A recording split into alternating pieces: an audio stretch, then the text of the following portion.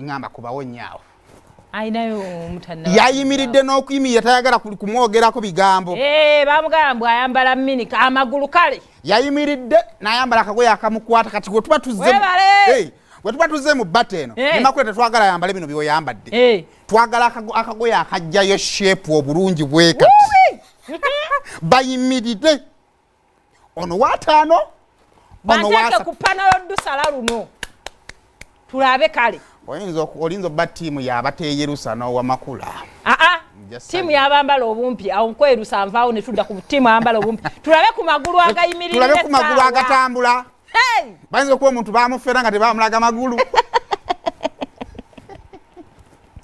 ne wano wetulaga ne kati kyakinga enyuma bulala otemwe tukanga kanisa terimu activity kati tuli wano oboka kasandi mukaddereta mukyalawo gwoyine waka ebyobukadde siganye ndi mukaddereta emmanyi ndetera muwalawo tugikubamu akafaananyi myaka 5 mwene nebeetya aya windows zina bateziyise ekayikadda soko tuwe pastor Jessica na ya muchachu nomulaba nga yerwanako nnyo yekakatika mu bugoye bw'abaana wewe wabadanga amatoyi ntote mugenda ku TV. Others were telling me, Pastor, don't continue on TV. Bayinza okubavuma. They may abuse you more. Bajja kwogerako. They may punish you and speak against you. Nti wakula bwoti. That you grew up this way.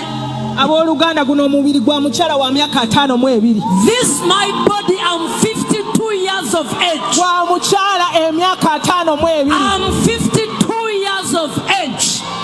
Ye yerusa buli lunaku alwanagane ne bakyaki memba yalowooza nti pasita we baawa agenda kwenda. Ndina emyaka 52. Pastor Jessica Kayanja is 52 years of age. Mukama nkoze bulungi. God has done her good. Kati kiyinza okukola obubi. It may actually do you no good. Wayagala tulowooze nti owayina 3. You want us to think that yours is 30 years. N'omuleeta n'omuteeka wano. Makula no si mmere. And you bring them next to you. Guno omubiri. The body that I have. Gwa myaka 52. I'm 52 years of age. Ojobuuze mukyala pasite wamwe yerusa nti olwana ki? Balo yalonda ddo batalondanga. Ajja kuddamu nti bulungi kwefaako naye ng'ayambadde mini nga mukazi mukulu. Guno omubiri gw'otunuulira. The body that I have that you see. Emyaka 52 ate nga siswala kwogera myaka egi. I'm 52 years and I'm not ashamed of my age. 52 this year. Amen. Guno omwaka yaweza emyaka 52. 52 this year. Emyaka 52 omusumba Jessica Kayanja. Kati ebirala tugenda byogera. I will share other details. Naye but ebintu bingi bijja kubaawo naye ffe nga abalokole tusigale ku mulama. Makula no si mmere. Muzanyirako ndoozi ensonga eyo mugitegedde. But honestly abakyala ali kusumula ate atagala kulabika nga Pastor Kayanja 52 years. Soko mbe ku mukyalo sombe ku mukyalo yekaye tusoke tulabeko. Senti no Makula obachi kuba yakyali wano naye myaka 5 mwezi. Soko je ku anti Makula soko omuleke ayimiridde.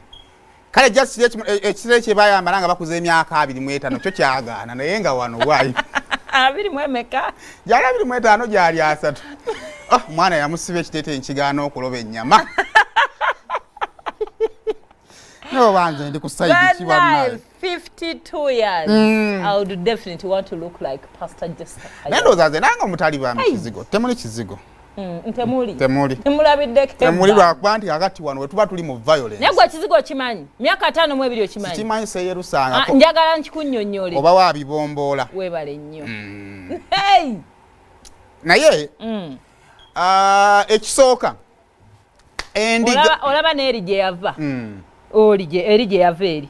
Ono ali wano ayinza obutalabika bw'ati emyaka egyo. Okay, man, bits gonzaga but nedda sente zigonza obulamu nga wazikuliramu. Mbozingira leti zikola kirala nnyo. Ne bw'otoba n'omubiri guba gwagaana dda. Sente zinyuma nnyo ng'obadde okimanyi nti bakola dduyiro. Ate era ng'olina peace of mind kati eno olwanira mpeta biki. Ng'enkoko tekwemazaamu ogigwako togifiirako. okimanyi nti bali akondono kuba n'ekyo jjafuna kati bwe buzibu ate ono n'ovudde ne ku kya pastor ne wakeera tebali bubi nnyo kiri awo kuba mwana wa is it chief justice wa mulamuzi yali wa mulamuzi tata yali mulamuzi yali lawyer one of the two kale kakati naye submission yange ekisooka eri bweti abantu abakkiririza mu makanisa bino tebina bibayambira era ffe totula nze tondaba nkubanduulu tebina bibayambira tebina bigatira ku mubiri gwa Kristo wabula bo ababiri bibayamba era bayitaayita ku kkubo bagamba ennaku zino lancawa ya Channel 44 ekola nnyo kati abatayagala ttiimu bujingo bagamba katugenda tulabe ku nkazi nga atukubira akasajja kaatulemerera dda kati awe batuuse era kati ono ye kiba kikola kiba kimukolera kubanga Channel 44 yasembayo okubaako kyetugamba yakitugambye eri mu 77 dogs ebadde kyalina kyetugamba so kati kibakolera kubanga singa Paasita Kayanja alabye nga kikina wekibakubiramu yandigayo mukyala olekera awo ne waba yakomyewo n'olunaku olwazzeeko kiraka yagenzeeko ku rating ng'agenda okola omanyi kale ennaku zino abantu tekinologi yatwanguyira osobola ogenda ku Startimes n'olabanga leero ninako bina namugamba mami yuza baby ani wadde nedda si wadde ndi tiimu ye naye tukome ku mami so rating wise kibakolera noli bwazaayo naye kimukolera era ojasanganga naye agenda yoyo ani atammanyi tagenda sirika kati either ekiro oba wa kiba kikola ki kiba kimukolera naye wakati mu byonna bye mukola nyaga tuddeyo ku kigenderero ekituufu kiri ki nti tulina kutya Katonda problem eriwo ennaku zino mu kanisa abantu bakyatya Katonda batya abantu era abasumba bangi nnyo kino Pastor Jessica kyaliko nze ndoza kyekyaleeseredde n'abakazi bano gamba okugenda ku kkubo nga ba housewives bagala kulwana ne ba side chick gwekitandikira abakyala bangi nnyo abali mu bufumbo essaawa zino nga babba baabwe batya bakama baabwe batya abantu abaaliwo ku mbaga kinalabika kitya nga abantu abatusondera embaga ate embagamentu tubonoonedde ssente akatubeerewo abalala abasumba bagamba bannaye bwe nadivosinga ekkanisa n'ekala kali kino ekintu ekigenda kisimbibwa mpola mpola abantu batandika okukiraba nti nsobola okudivosinga mukyala wange ate ekkanisa nesigala nga nnene nga bwe kiri ogenda laba nga kitandika okusaasana so luno olutalo lunene era abakyala babasumba bakola ki bwe balwana naye ekisinga okuluma kiri kimu nti bano be boogereramu ate si ekiba kyabaleese watusobola kungamba nti nno wali lanca wa namba omazeeko wiiki namba oli ku bufumbo bwa munno obulala